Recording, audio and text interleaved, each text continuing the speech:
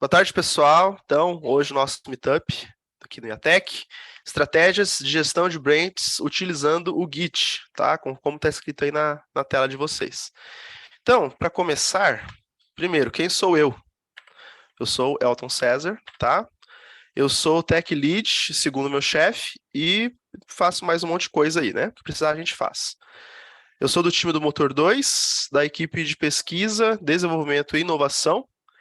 E quem não me conhece, esse sou eu, na foto do crachá do IATEC, tá? O dia que eu tava bonito. Último dia que eu tive cabelo.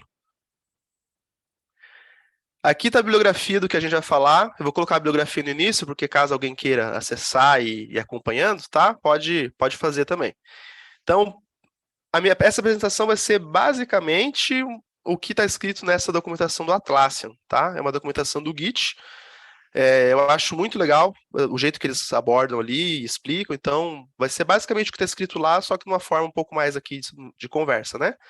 Também peguei algumas coisas ali do Git, da Wikipedia do Git, né? E também peguei ali o blog post do Gitflow. Depois a gente vai ver melhor ali esse cara. Beleza? Então, tem um amigo meu que ele trabalha também na empresa de desenvolvimento, e aí ele falou que eles estavam tentando implantar Git lá na empresa, né? E falaram pro chefe, ó, a gente tem que implementar esse negócio, eu tenho que implementar o Git para poder ganhar performance, não sei o que e tal. E aí o chefe dele mandou essa, né? Onde que compra esse tal de Git, né? Então, eu acho que eu não vou precisar responder essa pergunta aqui, porque acredito que todo mundo aqui já sabe pelo menos o que é o Git, né? Mas, de qualquer forma, eu vou dar um pequeno histórico aqui, rapidinho, do que é o Git. Então, de forma bem simples, é um sistema distribuído de controle de versão. O distribuído é muito importante a gente entender o que é o distribuído, porque aí que está a beleza e a força do Git, né? Então, eu tenho aí dois desenhos. O primeiro, a gente tem ali o que seria um repositório centralizado. Alguns sistemas de controle de versão, que nem TFS, Starteam, esqueci agora. Mas outros sistemas de controle de versão trabalham de forma centralizada, tá? Então, o que é centralizado? Aquela arquitetura clássica cliente-servidor. Você tem um servidor, esse servidor é o seu repositório de código, todo o seu código está lá. E os colaboradores acessam esse servidor, enviam essas alterações, batem as alterações, mas o seu repositório central é num servidor. Então, quando você pergunta assim, onde está o código-fonte da aplicação? Você sabe, está aqui no servidor, tá? Esse é um sistema de controle de versão centralizado. O Git é diferente, ele é distribuído. Então, o que isso significa? Significa que cada colaborador tem na sua máquina uma cópia completa do servidor lá onde está o repositório, o oficial, digamos assim. Então, quando a gente pergunta onde está o código-fonte da sua aplicação, cara, está distribuído nas máquinas de todo mundo. Então, tem coisas lá na máquina do fulano, tem coisa na máquina não sei quem, tem coisa no servidor aqui, tem coisa no servidor lá. Ele está distribuído. Ah, mas isso é uma bagunça. Sim, se você não tomar cuidado, vira uma bagunça mesmo. Por isso que a gente está aqui discutindo estratégias para gerir isso, tá? Então, quem que é o cara, né? De onde que veio esse Git? Então, foi criado pelo Linus Torvalds, esse cara simpático, né? Acho que essa aqui tá melhor. É o cara que criou o Linux, né? Então, grande gênio aí da modernidade, né? Segundo alguns. Ele criou o Git por quê? Eles usavam um outro sistema de controle de versão antes, o BitKeeper, e a licença do BitKeeper foi. O dono da empresa falou que tinha uma licença gratuita, e a empresa revogou essa licença, e aí o produto virou pago.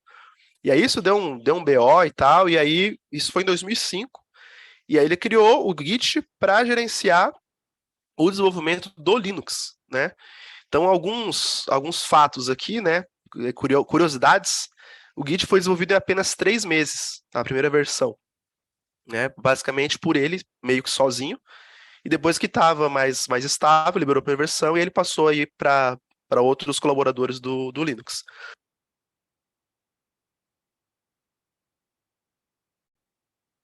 Vocês desculpam, gente, que eu tô me recuperando uma gripe, então vou ter que fazer umas pausas para tossir. Quando foi desenvolvido, ele tinha alguns objetivos em mente. Então, o BitKeeper que ele usava, ele ficava incomodado que um merge levava, em média, 30 segundos para fazer. E no fluxo dele, tinha momentos que ele precisava fazer 200, 250 merges ao mesmo tempo. E isso demorava muito, perdia muito tempo, ele ficava muito incomodado com isso. E aí, quando ele decidiu fazer o seu próprio controle de versão, ele falou assim, ó, eu quero que um merge demore no máximo 3 segundos. Então, antes dele desenvolver, ele já definiu essa meta. 3 segundos por merge, esse é o aceitável de performance. E aí, nessa primeira versão que ele liberou depois de 3 meses, ele estava conseguindo fazer 6.7 merges por segundo. Então, ele ultrapassou muito mais a expectativa de performance que ele tinha, né? E esse é justamente um dos motivos porque o Git é tão popular, né? Que é a sua performance. Então, quando ele foi concebido, o Linux tinha 3 objetivos em mente, né? A velocidade, que a gente já falou, tinha que ser um fluxo que atendesse o que ele já trabalhava no desenvolvimento do kernel do Linux. Então, tinha que ser um produto que atendesse fluxos distribuídos, né? Que foi isso que a gente falou agora. Cada um tem a sua cópia lá, o desenvolvimento é feito de forma distribuída e de forma não linear. Então, tinha que atender esse cenário que ele já tinha. E tinha que ter uma integridade dos dados e uma segurança muito alta. Então, esses foram os critérios que ele estabeleceu para o desenvolvimento do produto. Tá? Então, a performance é um dos motivos porque o Git é tão popular, ele é muito mais rápido que os outros ferramentas que existiam, né, na época. A flexibilidade que ele fornece. Então, ele não força você numa forma de trabalho específica, a utilizar de uma forma específica. Ele é muito flexível, ele te dá as ferramentas e você fica livre para você utilizar da forma que você acha melhor.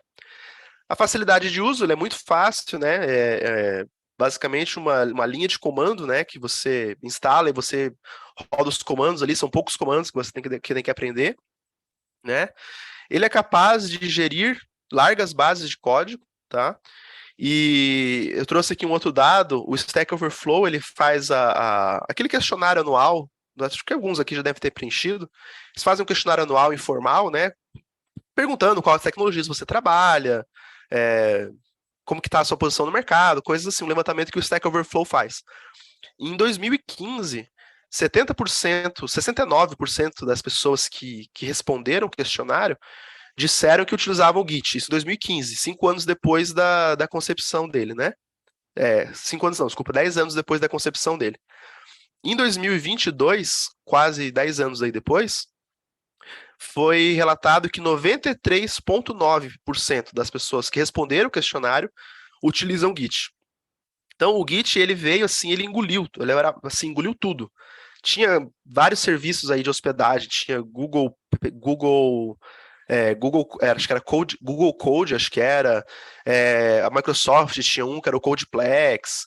Tinha o Mercurial, o SVN, vários serviços de hospedagem e ferramentas de controle de versão. E o Git hoje engoliu tudo. Hoje tudo é Git, tudo é Git. Então foi assim, é um fenômeno o que aconteceu com o Git, né?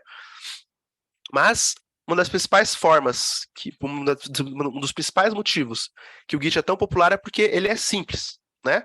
Foi pensado para ser simples e foi concebido simples. Mas aí você pergunta, né? Se ele é para ser simples, por que que os meus brands aqui parecem o Guitar Hero, né? Por que que fica essa bagunça? Por que que a gente tem tanto problema com release, com não sei o que, e volta, e dá merge, perde, né? E se você, como eu, já parou e disse, né? Meu Deus, onde foi que eu errei? Né? Acredito que alguns aqui já passaram por essa situação. Por que que isso acontece? Se o Git dá para ser simples, por que que a gente encontra tantos problemas? Se você for no Google, aí você vai ver um monte de gente relatando problemas e dando ideias, dando sugestões, né? Na minha opinião, isso acontece principalmente porque, aquilo que eu falei antes, não existe uma forma padronizada de você interagir com o Git. O Git não te obriga a trabalhar da forma dele. Ele te dá as ferramentas e deixa você livre para trabalhar da forma que você quiser. Então, essa liberdade, na minha opinião, nem sempre é o ideal para você trabalhar, principalmente com um time, né? Onde você tem várias pessoas colaborando ao mesmo tempo, no mesma base de código. Você ter essa liberdade total não é o melhor caso, na minha opinião. Então, é por isso que eu entendo que é necessário a gente definir algumas regras para a gente trabalhar em equipe com o nosso código. E aí é onde entram os famosos workflows para trabalhar com o Git.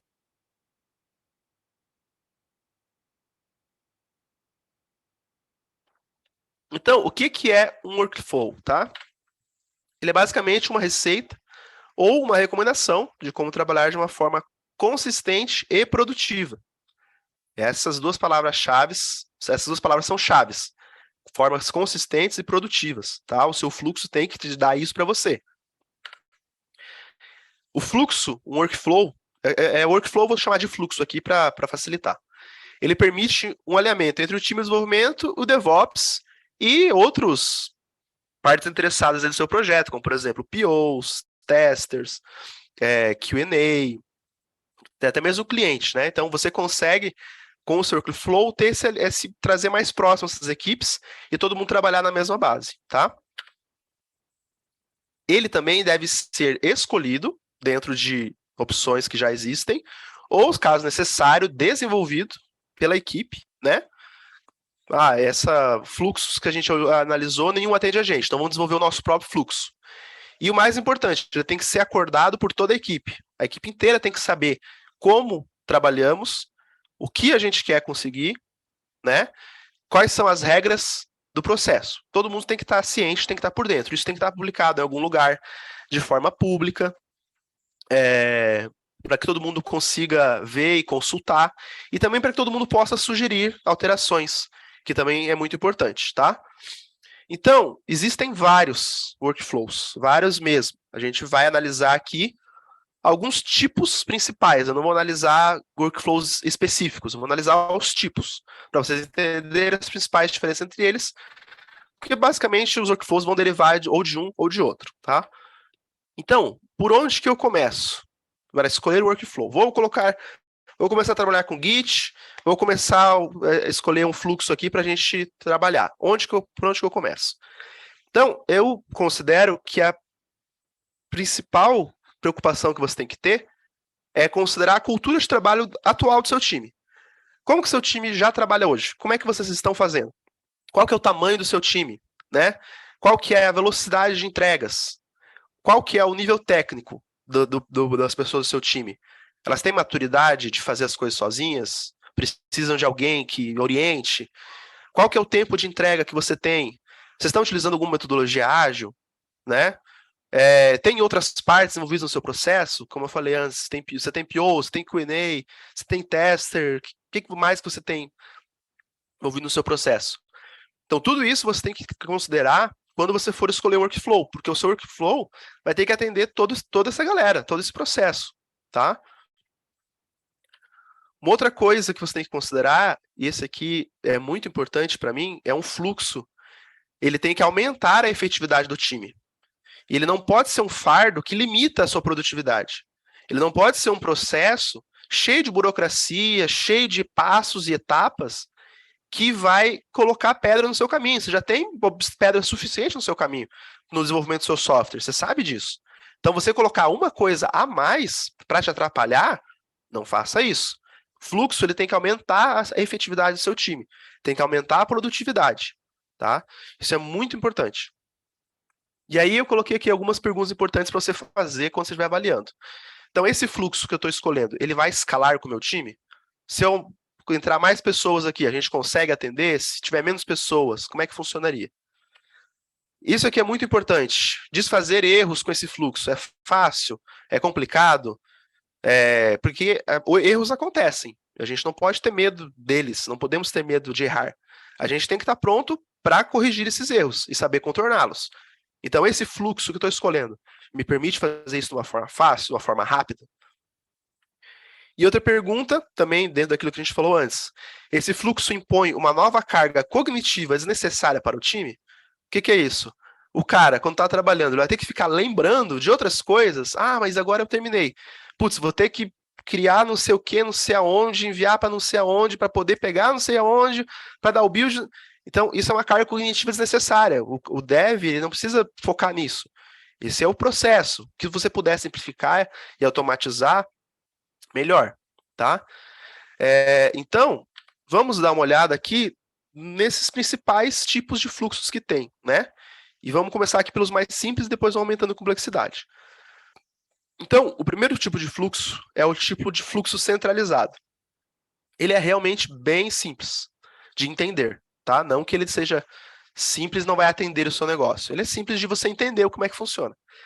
Então, ele é basicamente isso. Você tem um branch e um servidor. Então, ele é mais ou menos aquela ideia do servidor, do sistema de controle de versão centralizado. Então, todo mundo vai enviar o código para o mesmo lugar e vai pegar do mesmo lugar, tá? Esse tipo de fluxo, ele é ideal para quem está migrando, está vindo de outros sistemas de controle de versão, que nem o SVN, quem vem do StarTeam, quem já usava o TFS, né? Então, vamos migrar para o Git. Melhor forma é você começar com fluxo centralizado, que vai ser o mais parecido com o que você já estava acostumado. Cada desenvolvedor vai possuir uma cópia local do projeto, da mesma forma. Só que o que conta é o que está lá no servidor. Então, o dev localmente pode criar branches, pode criar commits, fazer o que ele quiser no desenvolvimento local, que isso não vai afetar o que está lá no servidor. Quando ele terminar o que ele fez, ele escolhe o que vai para o servidor, da forma que vai, e ele envia, e aí o que está lá é o que está valendo. Então, esse fluxo ele funciona muito bem com times menores. Com times maiores é um pouco difícil você escalar. Você pode começar a ter alguns problemas, principalmente de alterações conflitantes, tá? Você só precisa de um branch, que é um branch main. Um fluxo muito famoso que é baseado no centralizado é o trunk-based, tá? Ele é ele é baseado nesse fluxo centralizado, ele é muito utilizado hoje também. Então, vamos contar uma historinha aqui, né? Um exemplo do que seria o fluxo centralizado. Então, a gente tem uma equipe aí de 3 pessoas, vamos chamar João, Maria e Antônio, né? Joãozinho faz lá uma alteração na sua máquina. Ele terminou, a Mariazinha também faz a alteração na máquina dela, tá? O Joãozinho terminou, ele envia lá para o servidor a alteração dele. A Maria, quando vai enviar, ela vai ter um conflito. Por quê? A alteração que o João enviou está conflitante com o que ela fez. Então, ela não consegue enviar o que ela fez por causa desse conflito. Então, o que a Mariazinha tem que fazer? Primeiro, ela vai fazer um pull, né? Vai puxar as alterações lá do servidor para o computador dela. E aí vão vir as alterações do Joãozinho junto, porque o Joãozinho enviou primeiro que ela. Então, nesse fluxo centralizado, a ordem de quem envia, ela importa. E aí ela vai resolver esses conflitos local, na máquina dela. Depois que tiver resolvido, ela vai enviar para o servidor, tá? Então, na prática, o que aconteceu foi isso aqui. Lá no repositório central, nós tínhamos os 3 commits, vamos dizer que o último ali era o do Joãozinho. No repositório local, a Mariazinha trouxe os 3 commits e adicionou os 2 commits dela. E aí ela vai enviar isso para o main, e aí depois o Joãozinho, quando for fazer o pull, ele não vai mais ter os 3 commits lá, ele vai ter os 5 commits dele. Tá? Então, é o fluxo mais simples que tem, como eu já falei. Tá? Se você está em dúvida de como começa, comece por ele. Tá? Sempre comece pelo mais simples. Então, comece por ele, trabalhe com fluxo centralizado, até você pegar a familiaridade, e aí você vai expandindo conforme você vai necessitando. Outro tipo de fluxo são os feature branches, né? Para quem gosta de português, ramos de funcionalidade. Eu vou chamar de features branches mesmo. O que é o feature branch? Agora que a gente começa a falar um pouco mais a língua que a gente está acostumado, né? Você cria um branch para cada funcionalidade nova que você vai desenvolver. Então, aí no nosso desenho, nós temos ali a linha principal de cima, que seria o nosso main, né? E embaixo, nós temos ali um branch que foi criado para o desenvolvimento de alguma feature, alguma funcionalidade. Esse desenvolvimento foi feito de forma separada. Após a conclusão do desenvolvimento, foi feito um merge, né, ou um rebase, e foi enviado de volta para o main. E aí agora essa funcionalidade ela está integrada no main. Então, quais são as vantagens de você trabalhar assim? Nos branches, você pode fazer o que você quiser, que as implementações feitas ali, elas não vão interferir com a sua base principal, com o seu main, tá? Dessa forma, você garante que no seu branch main, você nunca vai ter código quebrado. Sempre o código quebrado vai estar nos branches. Você só vai mandar para o main quando estiver estável. Então, para quem trabalha com processo de continuous integration, continuous delivery, isso é muito importante.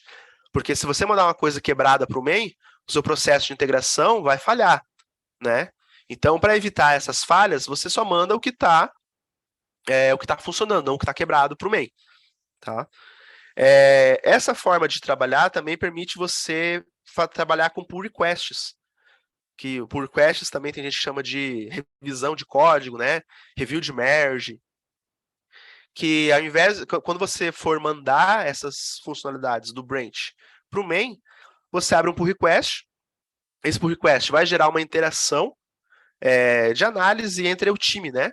Vai ser avaliado por outras pessoas do time, o que é que está sendo enviado, se isso é válido ou não, vai ser questionado isso, a pessoa que enviou vai ter a oportunidade de alterar, de refazer aquilo, para poder enviar novamente. Então, pull request é um processo muito interessante que o Feature Branch permite você utilizar.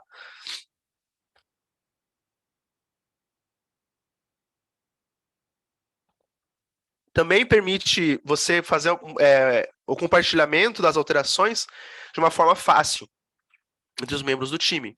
Então, você fez uma alteração num branch, você precisa que outra pessoa tenha essa alteração lá no branch dela, você consegue fazer isso de forma fácil, faz um pull request para lá e tal. Você pode fazer essas interações sem interferir com o fluxo principal. E esse feature branch, ele em si, eu vejo como ele em si não como sendo um fluxo em si, mas mais como uma técnica de gerenciamento que ela é reutilizada em outros fluxos, tá?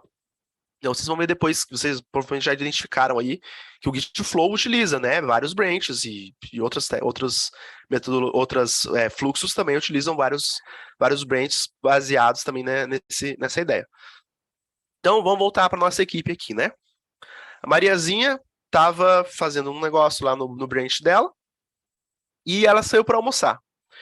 E aí, antes dela sair para almoçar, ela fez o commit no branch dela, local, certo?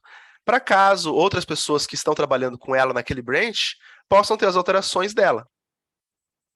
Então, foi isso que ela fez. Ela fez um commit fora do main. Ela fez um commit num branch novo, que ela abriu ali. Aquele ponto roxo seria o commit que ela fez. E aí, beleza.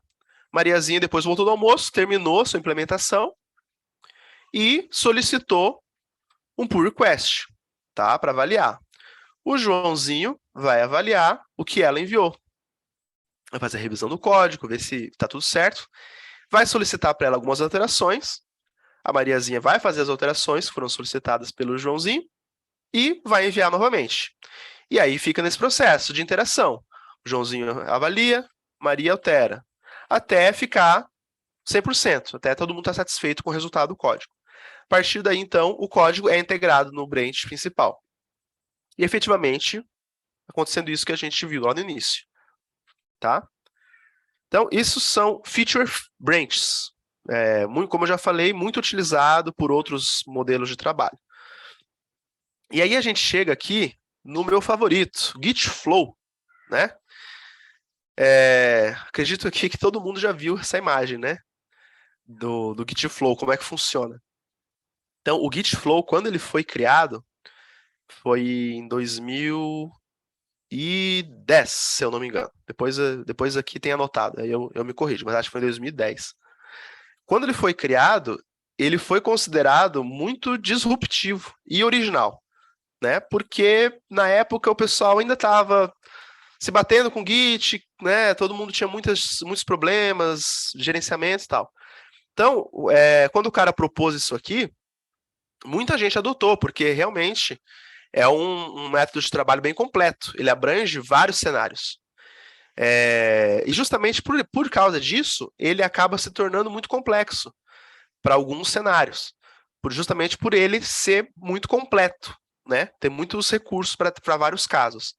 Então, hoje ele é muito popular, o Git Flow. Muita gente utiliza ele. Apesar de ser considerado legado, como a gente já tinha falado antes. Hoje, não é recomendado para novos projetos você começar utilizando o Git Flow. É recomendado que você comece com outros fluxos mais simples. E ele é tão popular que tem aí até fizeram, né, aplicações de linha de comando. Você só digita lá Git Flow, init, né, branch de feature, branch release. Tem muita gente que trabalha em equipes grandes que o cara nem usa o Git propriamente dito. O cara usa só o Git Flow, né, que ele tem ali as chamadas para o Git por baixo, o cara acaba utilizando só o Git Flow mesmo. Tá? Então, ele é baseado no Feature Branches, que é o que a gente viu antes, né, naquele workflow anterior. Ele em si não adiciona nada de novo em relação ao que a gente já viu até agora. A única coisa que ele adiciona, que foi tão disruptivo na época, são as regras que ele define. E ele define regras bem específicas. E essas regras elas são tanto para os branches, os papéis que os branches têm e assumem no fluxo, quanto para as interações entre esses branches. Então, quem conhece sabe, você só pode mandar para o develop quando você concluir. Você só pode mandar para o master a partir de um branch de versão. Você não pode fazer commits no master, você tem que criar um branch de hotfix. Então, ele é cheio de regras, né? Para você trabalhar. Então, ele engessa um pouco o processo com aquela ideia que a gente falou no início. Muita liberdade, às vezes, não é bom. Então, vamos engessar aqui para a gente poder, pelo menos, ter uma guia para seguir para trabalhar. Tá? Então, por que o pessoal hoje não gosta muito de utilizar ele? Hoje, o desenvolvimento de software tem muito foco em Continuous Integration e Continuous Delivery. E para você conseguir isso com o Git Flow, ele é um pouco complicado, ele é bem desafiador. Por quê? O foco dele é para projetos que precisam manter várias versões simultâneas em produção. Então, se você vê aí o gráfico, o cara tem ali versão 0.1, versão 0.2, versão 1.0. O cara está mantendo todas essas versões. Então, para projetos que têm esse tipo de requisito, esse cenário, ele atende perfeitamente, ele é muito bom. Agora, para projetos que é com Continuous Integration, Continuous Delivery e tal, é bem mais complicado para você atender, tá? Projetos que têm um ciclo de release definido, então a cada 3 meses a gente libera uma nova versão. Também é um cenário bom para você trabalhar com Git Flow. Agora, projetos que você trabalha com entregas menores, mais rápidas, não tão constantes, ele já não atende, ele já começa a ficar um pouco mais complexo de trabalhar. Tá? Então, como que a gente trabalha, né? Eu sei que você já sabe, mas vamos dar uma revisada aqui. Você tem 2 branches principais, primários, né? Você tem o seu branch do main, que é onde vamos botar ali as versões, elas são imutáveis, você não altera o branch do main diretamente. Você precisa fazer alguma alteração nele, você, como eu falei, você vai criar um branch de hotfix, e você vai alterar ali, ou você vai mandar um branch de uma versão nova para o main, criando efetivamente uma versão nova, tá? E você tem o develop, que é onde todo o seu desenvolvimento acontece. Então, o develop é onde está tudo quebrado. Você tem coisas ali que não funcionam, tem coisas que estão em desenvolvimento, tem coisas ali está acontecendo caos. Tá? Então, você trabalha sempre com esses 2 branches. E aí você tem mais um cara que a gente adiciona aí, que são os branches de features. Então, você quer desenvolver uma funcionalidade nova, você cria um branch a partir do develop, desenvolve a sua funcionalidade e volta para o develop. E aí, no develop é onde vai ser feito os testes, onde vai ser feita a validação. Você pode criar outros branches a partir do develop para fazer esse tipo de coisa também, validação e etc. Né? E o importante aqui é que o desenvolvimento é feito nos branches de feature. Só que tem um problema aí que muita gente critica o Git Flow, é que esses branches de feature, eles tendem a ter uma vida muito longa, né? Você começa um desenvolvimento de uma funcionalidade aqui, e aí passa-se 2, 3 versões e você ainda está desenvolvendo aquela funcionalidade. E aí quando você terminou, aí você manda para o develop e aí dá o caos, porque tem muita diferença do branch de develop quando você começou o desenvolvimento para quando você terminou. Então aí você tem um trabalho muito grande de merge, de conflitos. Então não é interessante você ter branches que vivem muito tempo. E o Git Flow, a tendência dele é que isso acabe acontecendo eventualmente, por causa da forma que ele é organizado. Então você tem muito risco dos seus branches divergir do seu branch principal. Tá? E quando você vai fazer o merge e termina, muitas alterações conflitantes são introduzidas. Tá? Quem trabalha com Git Flow aqui, eu já trabalhei bastante com Git Flow lá na equipe do Davi, né, Davi, na época. A gente tinha muito problema com isso, eu posso falar por experiência. Né? Então, é por isso que hoje o pessoal meio que recomenda você não utilizar ele dessa forma que muita gente utiliza. Só para a gente fechar aqui, os outros tipos de branch do Git Flow, você tem um branch de release, então, ok, o develop está estável, para a gente poder criar uma versão nova, enviar para produção, enviar para o main. Então, a gente cria um branch novo de release, e aí a gente faz toda a homologação nesse branch, faz correções ali nesse branch. Quando está concluído, a gente manda para o main. E o outro tipo de branch do Gitflow são os branches de hotfix. Então, você encontrou um problema em produção, precisa ser corrigido. Você vai criar um branch a partir do main, e você vai corrigir, e terminou, você vai mandar para o main, e vai mandar também para o developer, para você ter correção nos dois. O que é interessante ali, que nesse desenho, por exemplo, é que o branch de hotfix, ele está criado a partir da 01. Então, é aquilo que eu falei antes. No momento aqui, o cara tem 3 versões que ele está mantendo, 01, 02 e a 1.0. E ele precisa corrigir um negócio na 01, por exemplo. Então, ele criou um branch hotfix para corrigir um problema da 01. Tá? Então, é interessante porque o Gitflow permite você fazer isso, como eu falei. Se você tem várias versões que você precisa manter simultâneas, ele é o ideal para atender você. Tá? E aí, agora eu queria fazer uma pausa aqui na explanação e fazer uma pequena reflexão aqui com vocês. Tá? Então, tá aqui a data, 2010. Foi criado por Vincent Dreesen, tá? Não que foi criado em 2010, mas ele fez a publicação no blog dele, né, apresentando o modelo do Gitflow, nessa data, né, de 5 de janeiro de 2010. E o título era esse aqui, Successful Git Branching Model. Então, se você acessar lá o link, né, que eu mostrei lá nessa bibliografia, se você acessar hoje, vai estar lá desse jeito, eu te dei o print de lá. E aí, no header do blog post, ele adicionou, em 5 de março de 2020, ele adicionou uma pequena nota de reflexão. Eu traduzi ela aqui e eu queria ler ela com vocês, tá? Se estiver muito pequeno para ler aí, fica tranquilo que eu vou ler aqui em voz alta. Para a gente ler um pouquinho e refletir um pouco no que ele falou, tá? Vou lá. Este modelo foi concebido em 2010. Ele escreveu isso em 2020. Agora, há mais de 10 anos. E não muito tempo depois que o próprio Git surgiu. Em 2005, né? Nesses 10 anos, o Gitflow, que é o modelo de ramificação apresentado nesse artigo, tornou-se extremamente popular em muitas equipes de software, a ponto de as pessoas começarem a tratá-lo como uma espécie de padrão, mas, infelizmente, também como um dogma ou uma panaceia. É aquilo que a gente falou antes, tá? E aí, quando eu parei aqui, eu falei, panaceia, o que é isso? Eu não sei o que é, né? Será que é de comer?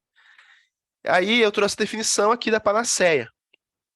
É um pretenso remédio universal para todos os males físicos e morais, tá?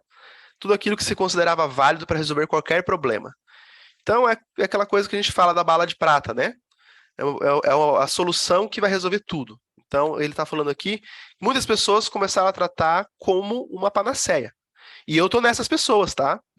Quando a gente trabalhava lá com o Davi, o Gitflow, beleza, a gente tem o nosso fluxo diz isso, vamos seguir o fluxo, confia nele, né? Ele vai resolver os nossos problemas.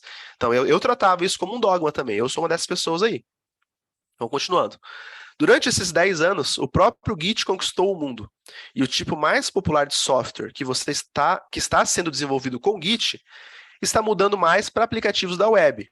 Pelo menos na minha bolha de filtro, né, no que o autor aqui conhece. Os aplicativos da web geralmente são entregues continuamente. Aquilo que eu falei, continuous integration, continuous delivery. Eles não são revertidos. E você não precisa oferecer suporte a várias versões do software em execução. Seu aplicativo, seu site é um só. Você não precisa manter 3 versões do site legadas, né? É sempre a versão mais atual. Esse não é o tipo de software que eu tinha em mente quando eu escrevi o post do blog, o post do blog 10 anos atrás. Se a sua equipe está fazendo entrega contínua de software, eu sugiro adotar um fluxo de trabalho muito mais simples, como o fluxo do GitHub. É que ele sugere, né? O do GitHub. Em vez de tentar colocar o Gitflow em sua equipe. Veja que isso aqui que está falando é o autor do blog post, né? O próprio cara que criou o negócio. Se, no entanto, você estiver criando um software com versionamento explícito, ou se precisar oferecer suporte a várias versões do seu software, o Gitflow ainda pode ser tão adequado para a sua equipe quanto foi para as pessoas nos últimos 10 anos. Nesse caso, por favor, continue a ler o blog que está ali embaixo, né? Para concluir, lembre-se sempre de que panaceias não existem. Considere o seu próprio contexto. Não fique odiando. Decida por si mesmo. E aí essa ênfase aqui fui eu que dei. Decida por si mesmo, tá? Esse é o foco que eu quero dar aqui na minha apresentação, alinhado com o que ele falou. Então, ao invés da gente pegar um fluxo que a gente conhece, que já existe, que é bem estabelecido, que o Spotify utiliza tal modelo, o Google trabalha com tal modelo, beleza? Resolve para eles. Resolve para o Google, resolve para o Spotify. Não quer dizer que vai resolver para você, porque você não é o Google, né? Nem tamanho, nem orçamento, mas nem necessidade. As necessidades que o Google enfrenta, que não sei quem enfrenta, não tem nada a ver com a necessidade que você enfrenta na sua equipe, na sua realidade. A sua realidade é sua. Você que conhece qual é o problema que você tem que resolver, qual é a dificuldade que você tem. Então, quem que tem que decidir qual que é o workflow que você vai trabalhar? É você mesmo. Então, não é que o Git Flow é errado usar. Não é errado usar. Errado é você usar a ferramenta errada para resolver o problema errado. Então, isso é o que acontece muito. Então, o próprio autor está falando que o Git Flow ele é uma ferramenta excelente para um cenário que ele pensou quando ele criou. Mas ele não é uma ferramenta muito boa para um outro cenário hoje que as pessoas usam. Tá? Então, tenha isso em mente quando você for escolher o seu fluxo.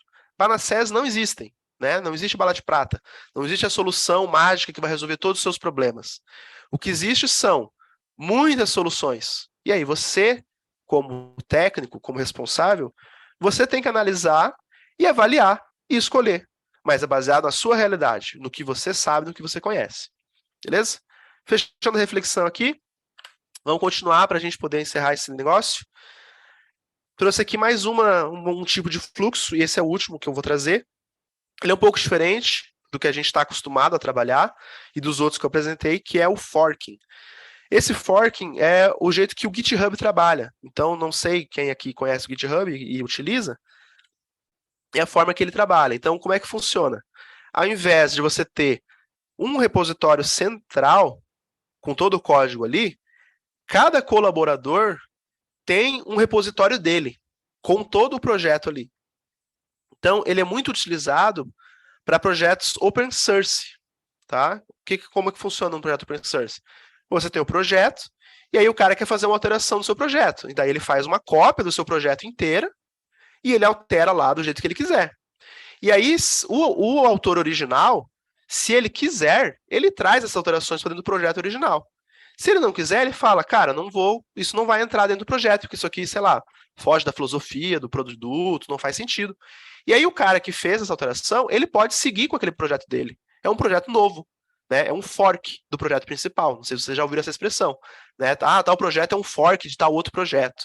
Né? No mundo open source isso é muito normal, porque o cara, às vezes, original tem uma filosofia para o projeto, uma ideia, um objetivo, e aí aquilo é tão legal, vem outra pessoa com uma visão diferente daquilo, pega aquele projeto original e faz uma outra coisa em cima daquilo.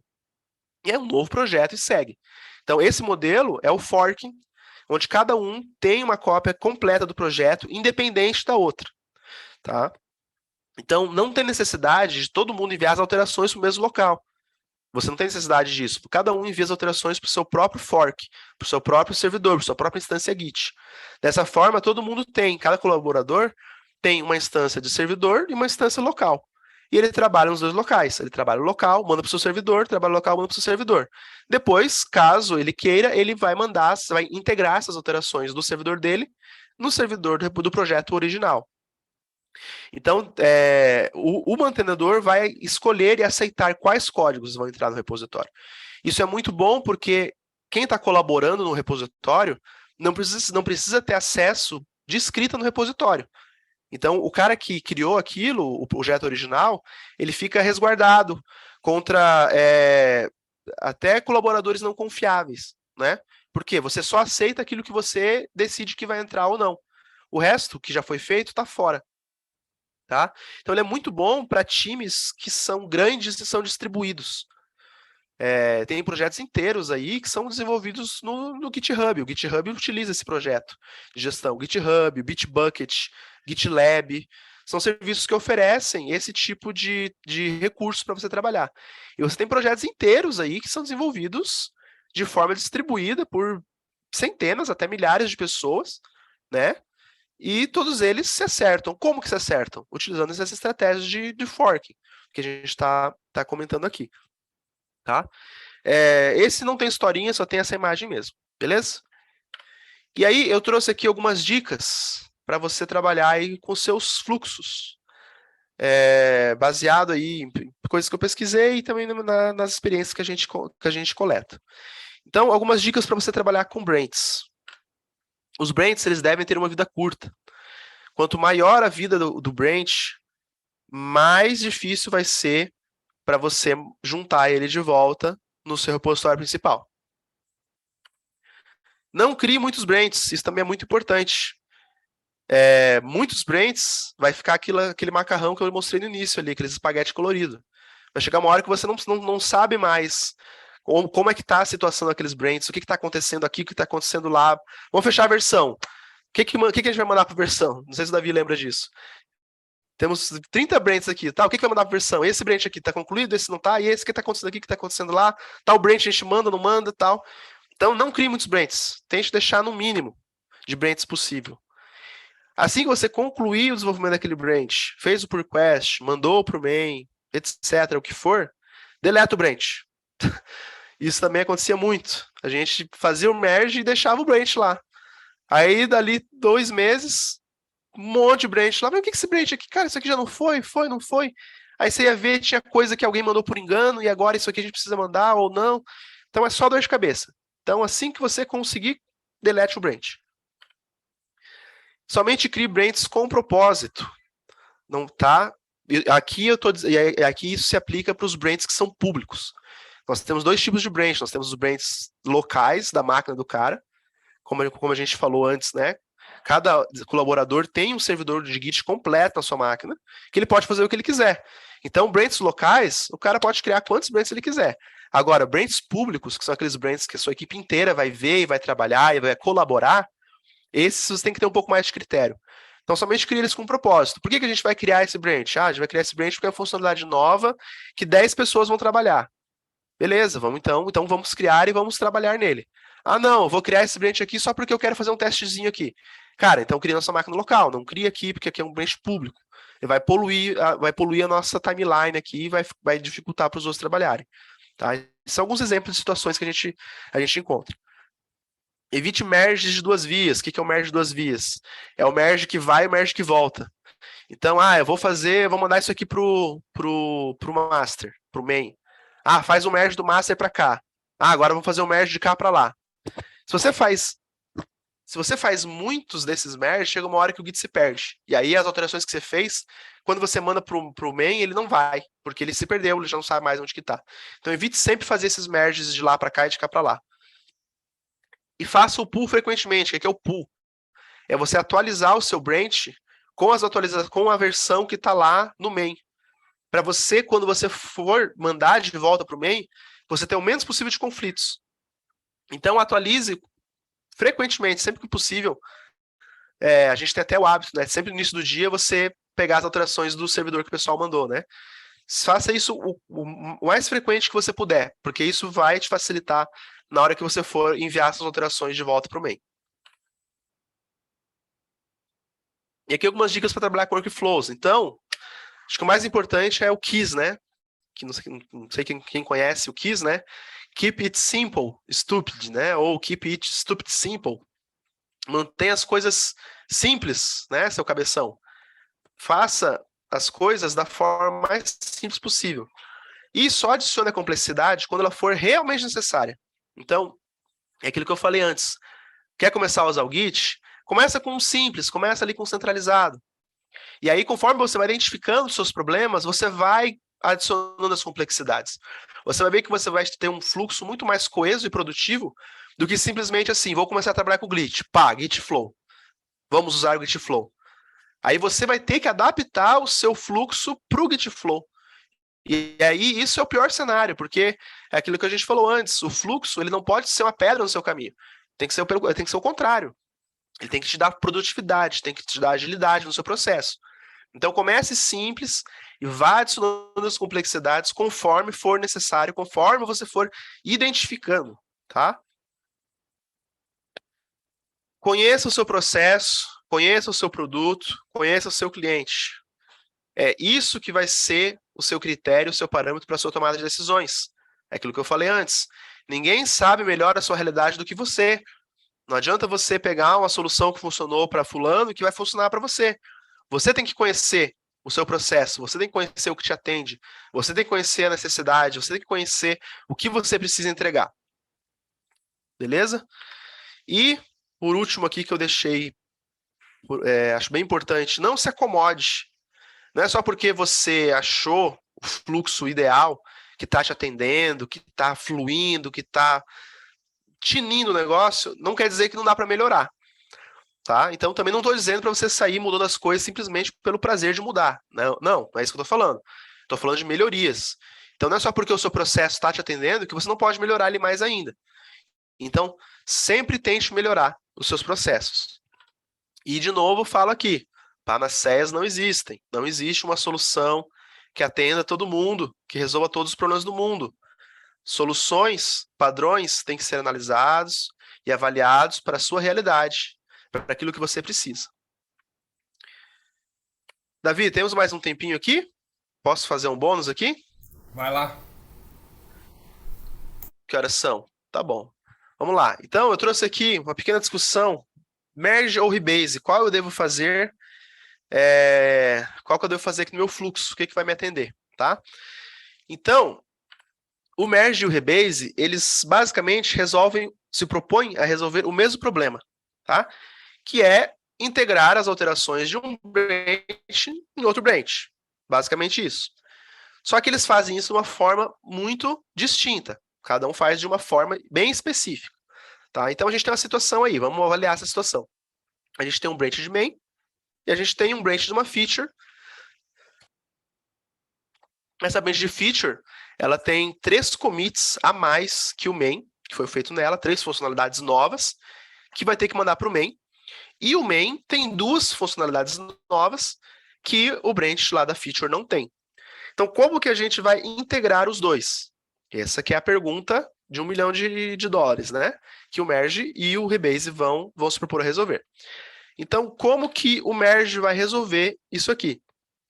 Ele vai pegar as alterações de um branch, vai jogar no outro e vai criar um novo commit. Esse commit ele vai chamar de merge commit, tá? Qual que é a vantagem disso? Ele não é destrutivo, ou seja, você não alterou os branches de nenhuma forma. O main continua sendo main e a feature continua sendo feature. A diferença é que agora, no caso aí do diagrama, né, que a gente está vendo, as alterações que tinham sido feitas no main agora estão integradas no branch de feature e você tem elas ali também.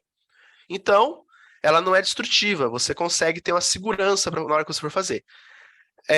O ruim é que cada vez que você for fazer um merge, você vai ter um novo commit na sua linha, né? Merge commit.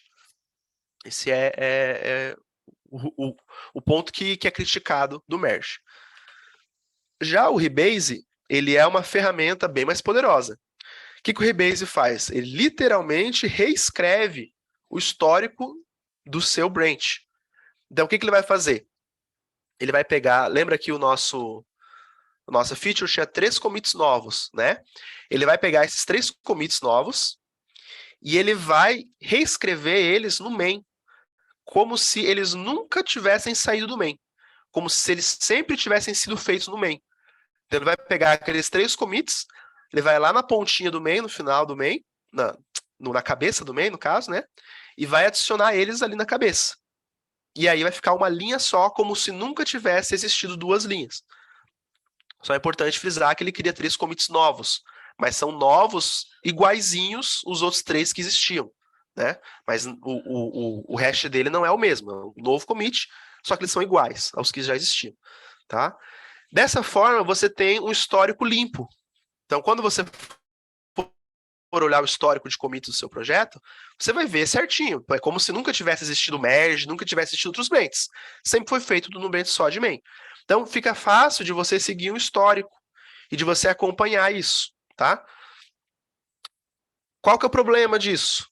É a segurança. Essa operação é potencialmente catastrófica.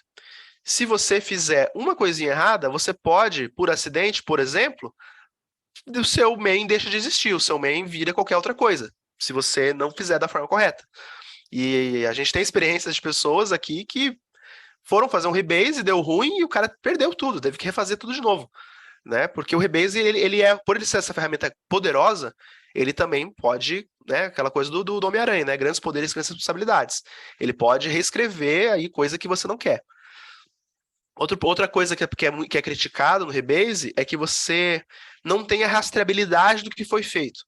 Então, enquanto no merge, você sabe, ó, aqui foi feito um merge, aqui foi feito um merge, aqui a gente atualizou, aqui a gente trouxe tal branch, aqui a gente fez isso. Você tem essa rastreabilidade, caso você queira ter. No caso do Rebase, você não tem. Você não consegue ver quando que a feature foi incorporada no main. Porque é um histórico só, é como se nunca tivesse existido a feature. Sempre existiu o main, tá? E aí ele também tem algumas coisas a mais. Você pode fazer um Rebase interativo, por exemplo. Ao invés de você criar aqueles 3 commits ali, você cria só um, né? Você pode fazer isso também. Outra desvantagem é que você não pode usar pull request, porque você está fazendo um Rebase, né? Não está fazendo um pull request. Então, se você quer usar pull request na sua equipe, o Rebase, se você usar o Rebase direto, né? Você não vai poder utilizar pull request.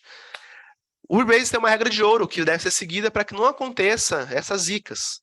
Que nunca utilize Rebase em branches públicos, ou seja, nunca pegue o main e jogue para o branch de feature, que é o que foi feito ali. Por quê? Porque você vai reescrever o histórico do main para o seu branch. Mas e o main dos outros? O main dos outros vai ficar aquele cinza ali, vai deixar de existir. E aí é onde está feita a zica, porque daí o pessoal não vai conseguir mais mandar nada, porque não existe mais main. O main agora é uma nova coisa que você jogou lá para o seu main de feature. Então, essa é a regra de ouro do Rebase. Nunca utilize em branches públicos. Sempre utilize somente em branches privados, branches locais, ou seja, branches da sua máquina, tá? Para quando você for fazer coisas que são públicas, enviado um branch de feature, para um branch de main, para um branch não sei o quê, sempre tente não utilizar o Rebase, tente sempre fazer o merge, tá? Então, como é que ficaria aqui? Vamos ver aqui os diagramas, como é que ficaria com merge, né? Aqui é um merge sem Rebase, então os 2 commits do feature foram integrados ali no main com um terceiro commit novo. E o Rebase não. Os 3 commits da feature foi integrado ali, por exemplo, num commit novo no main, que foi reescrito como se nunca tivesse saído, né? Ah, não, desculpa, esse aqui desculpa, tô falando errado. Esse aqui é o merge. O merge cria um commit novo no main com os 3 commits ali que tinham sido feitos na feature. E o Rebase não. O Rebase vai pegar os 3 commits da feature, vai jogar na ponta, e aí agora o main vira o branch de feature, né? Branch da main mais a feature. Então, eu fiz um comparativozinho aqui, bem rápido, das diferenças para você poder decidir. O merge ele é simples, o Rebase ele é poderoso. O merge ele é mais fácil de usar. Já o Rebase ele requer mais cuidados. Tem que prestar mais atenção no que você está fazendo. O merge não é destrutivo. O Rebase ele é potencialmente destrutivo. Ele pode destruir se você não tomar cuidado. O merge cria um novo commit a cada merge. E o Rebase reescreve o histórico sem criar novos commits. Tudo que a gente já falou, né? O merge é mais difícil de você entender o histórico poluído. Poluído eu digo com esse monte de commits de merge, né, que aparece ali. E no Rebase é mais fácil de você entender o histórico que foi preservado. Qual que eu devo utilizar? Você quem sabe. De novo, você que vai decidir aí no seu processo. É aquilo que eu falei, né? Não existe tamanho único, né? One size does not fit all. Você não vai ter uma solução que resolva tudo. Mas, o que eu digo para você, se você quer preservar o histórico completo do projeto e evitar o risco de reescrever os commits públicos, use o merge. Você vai ter mais segurança no seu processo, vai ser mais simples. Por isso que eu falei aquela questão de você avaliar a sua equipe, avaliar o nível técnico, avaliar todo o seu cenário, a sua cultura, para você ver o que dá para você fazer. Agora, se você quer ter um histórico linear e livre desses commits de merge necessários, use o Rebase, tá? De novo eu falo, panaceas não existe. Não existe uma solução que vai resolver tudo. Beleza? É isso aí. Muito obrigado pelo seu tempo, sua atenção. Até a próxima. Grande abraço.